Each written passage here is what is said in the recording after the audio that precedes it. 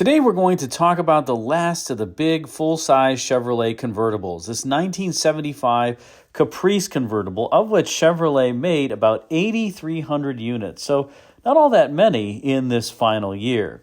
While Cadillac would continue on with its convertible through 1976, for whatever reason, Chevrolet decided to call it quits after 1975, perhaps because, as I mentioned, the sales figures weren't all that great. The base price on this convertible was about $5,113. Not an entirely bad value for a convertible during this time frame. But you have to remember everything was optional. Air conditioning, power windows, power locks, power seat. None of that was standard equipment on these big Chevrolets. But you probably wanted it. I think you even wanted the air conditioning too if it was a super hot day. And $5,100 back in 1975 is the equivalent of about $36,000, $37,000 today in that zip code, somewhere between $35,000 and $40,000. Again, before any of those options. So you could easily load this car up to what would be the equivalent of over $50,000 with a few options. Air conditioning alone was about a $500 option on these cars, or about $3,500, $4,000 today. Now, this car is all original. It was offered by Competition Cars for Sale and Bring a Trailer not that long ago. Highly recommend you catch the Competition Cars YouTube channel. Bill has a ton of great cars there. So a little free advertising for Bill. He deserves it because he always gets these low mileage classics that are just a beauty to look at. And I have to say I'm partial to the red exterior with a white and black interior, since my 74 Marquis has the exact same color combination. But back to the Chevrolet that we see here. Now, interestingly, a lot of GM divisions for 1975 went to the square headlamps up front. Chevrolet would not do that for 1975. They had these square framings on round headlights. They were still using the old school headlights for 1975.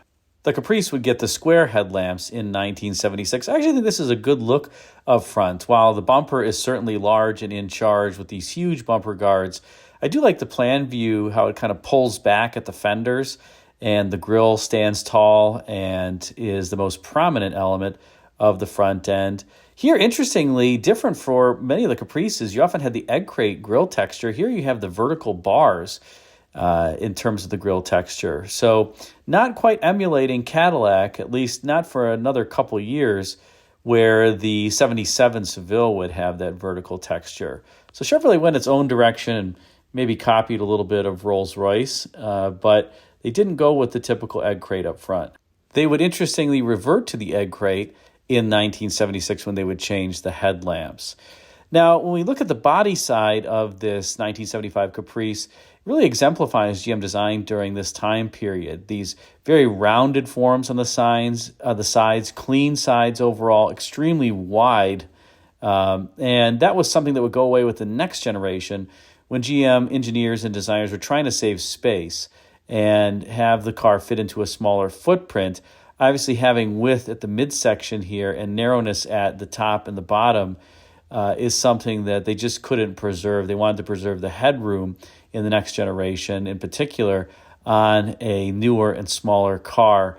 And so those cars got significantly less tumble home than what you see here. This has to be, some of the biggest tumble home with the biggest curved side glass that General Motors ever produced, because the roof panel on the sedan versions, so the ones with the stamped steel roof, the roof was much narrower than the midsection of the body. Of course, this being a convertible, you don't have a steel top, you just have the cloth top. One other nice feature I'll point out about this 75 Chevrolet is an interesting kind of diving line that you see there that comes off the belt line and heads rearward as the belt line kind of kicks up where the rear quarter glass would be. Feels a little Buick-y to me, gives the car a little bit of a torpedo shape in the back, but I think that's one of the most elegant lines on this car, how that belt line sweeps up just enough to put a little badge there in between the upper portion of the, let's say, quarter panel / rear quarter glass area and where that surface is that forms the upper portion of the torpedo. As we rotate to this rear three-quarter view, you can see that diving crease that I was mentioning before here. And boy, some master clay modelers had to have worked on this car, because you have that upper portion above the crease that gets wider the portion below the crease getting narrower, the surface just twisting and turning as it heads rearward. Master clay modelers definitely had to have worked on this. And that was one of the things that General Motors was great at, particularly in the 1960s. But this car, if you got rid of that huge chunky body side molding, which is just unfortunate, I have to say, but certainly protective, the body sides on this car would be so clean and well sculpted. Not all that much detailing, but they just look, I think, fantastically clean. This car looks so much better as a convertible than the coupe, where the coupe just had kind of this chunky C-pillar, and often with the vinyl top, it just never looked right to me. The roof looked kind of heavy, but absent the roof, it looks fantastic. Of course, out back you have the 3 tail lamps, the Chevrolet theme that started with the 1958 Impala. Here, an interesting theme to them where they kind of get bisected and have the line that goes across them. Not quite sure why the designers wanted to do that, but yeah, it goes along with the theme. Loved how the ends of the quarter panel are pulled outward. This isn't really a W shape, so to speak. It is a little bit of a W shape back from the 1960s, but that middle portion of the W is blunted, admittedly, a little bit, but certainly the quarters and how they pull out has that W kind of form to it. Now, in the dead-on rear view, you can see how wide this car is. This is the last of really the wide convertibles as well, 80 inches wide. Any larger, and you'd have to put oversized load lighting and markings on this vehicle. But I do like notice how the deck lid kind of curls under just over top of the tail lamps. And they did the same to the quarter panel, just to keep the style consistent across the entire width there of the rear. There's no reason for that on the quarter panels. It's not anything that opens, but I thought that was an interesting touch that they did that across the entire width. And I like how the bumper dips down to provide greater visibility to the license plate. The bumper guards here are relatively small because the bumper itself is so huge, but I think overall a good-looking car for sure. Now, as we rotate to the interior, one of the things that Chevrolet didn't do was really redo their instrument panel partway through the 1971 to 76 model year, like the other sister GM divisions did. Most of them redid their instrument panel kind of around 73, 74, but Chevrolet kept their instrument panel the same. And one thing by this point is that when these instrument panels started, they were always black, or the portion around the driver was always black. You get a different color top pad. But the steering wheel and then the IP directly in front of the driver was always black. But by this point, the steering wheel and the IP would change color with the interior. I suppose that a number of people complained that it just looked cheap, and it kind of did. By the way, Cadillac did that a number of years and got away with it, but Chevrolet, I guess, couldn't get away with it. In any case, this car has the color scheme that I like, the red exterior, white and black interior. So this is a chosen color for this instrument panel, given the carpets, and I think it's a handsome interior as well. The armrests, notice, are not full width because this is a Chevrolet. You can't get the full width armrests. You have to just get the little portion that's padded there because you didn't pay for the super expensive car. And the vinyl here, while it looks plain, it's actually perforated vinyl, which was nice. Gave it a little bit of, let's say, way to breathe when you sat in the seat. Wasn't something that you would necessarily stick to, although you certainly could if it were a hot day. As we zoom in on the IP, there's a couple other interesting things here. Chevrolet used these kind of foam padded knobs on the radio and for the lighter and the headlamps. They do have a really nice feel to them. They weren't hard like the other divisions. And Chevrolet was the only one, to my knowledge, to use them.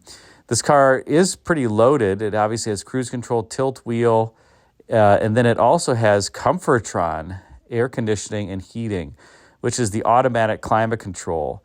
It could be good or bad. It's good if it's working. If it's not, well, good luck trying to diagnose your Comfortron system all of these years later. Pretty complex systems, although by this point they had been simplified. And, they generally work pretty well when they're in good working condition. Actually, I would say they work in some cases better than modern climate control, which always seems to be hunting with higher and lower fan speed as well as higher and lower outlet temperatures. And these seem to be pretty consistent.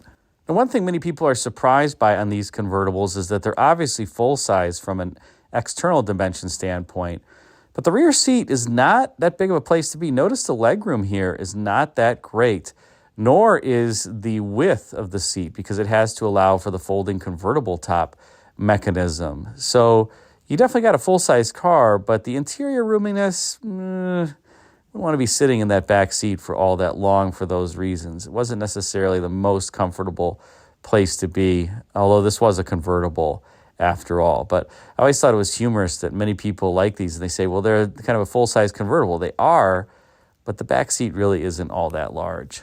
Nor, interestingly, is the trunk all that large either because of the spare tire placement, which kind of takes up a significant portion of the trunk, and that was because of the convertible top. So you don't have all that much trunk room, don't have all that much room in terms of the rear seat, but hey, you look good driving down the road, especially in your bright red convertible like you see here. I do notice that the wheel cover on the spare is different than the wire wheel covers on the car. Not quite sure what's going on there, but well, there it is. Now, under hood in this particular Caprice, we have the largest version of Chevrolet small block V8 that was ever produced, this 400 cubic inch small block. In the Caprice, you got standard a 350 two-barrel by this point, which made 145 horsepower. 354 barrel was optional that made 155 horsepower. And then you could get this 400 cubic inch engine topped with a 4-barrel carburetor. It made 175 horsepower. The top engine that you could get in your Caprice was a 454 cubic inch big block that made 215 horsepower. So unfortunately, the horsepower figures were down pretty significantly in 1975, not only because of the net horsepower ratings, but also because 1975 was the inaugural year for the catalytic converter. And of course, the net horsepower ratings were tested, or the cars were tested from a net horsepower perspective with the exhaust systems fully attached, as well as all the accessories. And the catalytic converter, especially these original pellet style converters, certainly robbed some horsepower as they were trying to improve the emissions and pollute the air less. So unfortunately, like I said, the big block V8 by this point just really wasn't making all that much horsepower at 215. But, they had decent torque and decent little scoot. This 400 cubic inch, as I mentioned, was the largest small block. It was so large, in fact, it had Siamese cylinder walls in it, the only small block to have that distinction, similar to the Olds 403 cubic inch V8. So something that GM was going through during this particular time frame is creating these V8s with Siamese cylinders. The 403 from Olds was also a small block. So some big small blocks during this time from General Motors, but it's still quite reliable. Some people reported a little bit more issues with the 400. I think from having driven them, they drive very smoothly, they're peppy, and I think in general they had about the same reliability as the other small blocks that were offered. And here's the underbody of this car. Wow, is this extremely clean. You can even see the original striping there on the drive shaft, but you'll see that kind of pancake pellet style catalytic converter there that is choking down this poor engine, but a necessary thing for the time frame. Also notice the tubular style bracing that runs over top of that catalytic converter and the exhaust, something that you would see on the convertibles to try to enhance the structural rigidity. I just thought that was an interesting looking brace, and they decided to run it over top of the catalytic converter, probably the only place that made sense and also helped with the structure. These cars tended to exhibit what I call the GM jiggle. They're not all that structurally rigid. And that was the philosophy that General Motors had. They wanted a bit of frame flex to these with the thought that it would help take up and absorb the road shocks. And, it's somewhat successful. It all depends on these and how the car was assembled. And if all the body mounts were placed correctly, torqued to the right specs, and especially now, if those body mounts have held up. Now this butyl rubber is getting to be 50 years old. Sometimes they hold up, sometimes they don't. So I would just recommend that you test drive these. You're going to get more jiggle in a convertible anyway because you're missing a huge structural element of the car, the roof. But sometimes these just jiggled even more as a coupe with a stamped steel roof because of how General Motors engineer them, or the four-door hardtops as well. So what do you think of this 75 Caprice? I think this is a beautiful copy. Bill from Competition Cars definitely had a great one to sell here. But yeah, one of my favorite convertibles, certainly one of my favorite last of the big full-size convertibles. Put a comment in the comment section. Let me know. Thanks again for watching.